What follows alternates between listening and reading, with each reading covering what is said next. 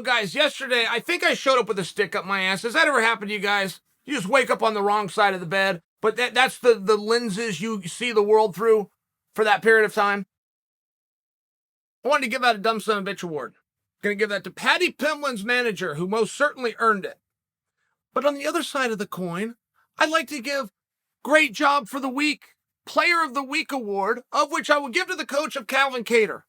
And here's what the coach said. He was speaking about his pupil's performance. He was speaking about his dominant and big victory on a platform known as ESPN, and said Calvin should have done within that performance enough to solidify he gets the winner of Volkanovski Zombie. First off, I don't disagree with you.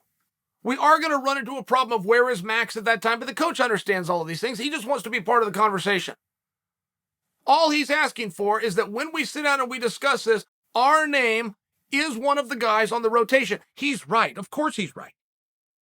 But you don't get anything in life that you don't ask for, so he has now asked for it. God bless him, but he went a step further, and he said that Calvin should be the backup fighter for Zombie versus Ortega. Great job. Of course he should. I don't know of a better spot than that backup fighter business. What do we call it? He's in the dugout. He's in the batter's box. We need some kind of a term. I feel like baseball could serve. Who's the guy that's next? The reserve fighter? But I like that. And now we've got somebody that's campaigning for it. And guys who used to agree to this and or campaign for it, wonderful things worked out for them. Kamaru Usman got to fight for a world championship because he agreed to be a backup fighter in the previous contest between Till and Woodley, just by example. Chandler, on his second time in the UFC, got to be the backup. I apologize, got to fight for a world championship because he agreed to be the backup fighter for Khabib versus Poirier, just by example. It's a very smart thing to do.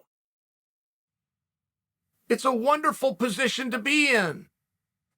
And of course you get to do it if you feel that you earned it and you're the only one who's asking for it. Of course they're going to call you. Anytime you can do someone's job for them, it's great. Think they want to sit around and call these guys and work out terms and explain to you what backup fighter means? Or do you think they like go, yes, you asked for it, you get it. It's a great thing for Calvin to do. Not to mention it buys his student a little bit of time. It lets him recover, but it also motivates him to go into the gym. We have a lot of guys in this sport. I don't know where Kattar falls into this. I don't know him personally. We have a lot of guys who will only go into practice once they have a contract signed. I had teammates like that. They were not there for the gym. All right, you're helping me right now, but in a month I'm going to be helping you. They would only come in once a contract was signed. I would know when I was going to see these guys. The late, great, rest his soul, Evan Tanner. I wouldn't see Evan for periods of time, and I'd read on MMA Weekly that Evan Tanner just agreed to fight so-and-so. I'd see him at practice that day. A number of guys just do that. That's just how they prepare. And then they're in their off time.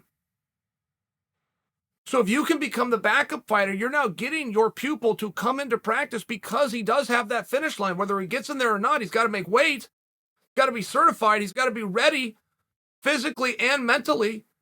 The worst thing that you're going to get is a full training camp with no beating. It's a great thing to ask for. I think Kattar's going to get it.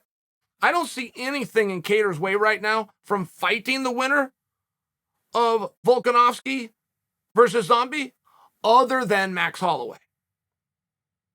Very hard when you have two guys, they went head to head. Right? I mean, we get it. We know what the outcome is, but right now Max is a player that is off the board. And if you're trying to book things and you're trying to lock things down, it makes perfect sense for Kattar to try to step into that position. And I think that position should be blown up, by the way. Kattar deserves something for what he just did. When a world title opportunity is not possible because a contract is already signed by other guys and you've got to wait 90 days before they even get in there, it's hard to know what his reward's going to be. Most guys could default to saying, in the meantime and in between time, me and Max are going to get there and figure this out. Problem? Those guys already did that.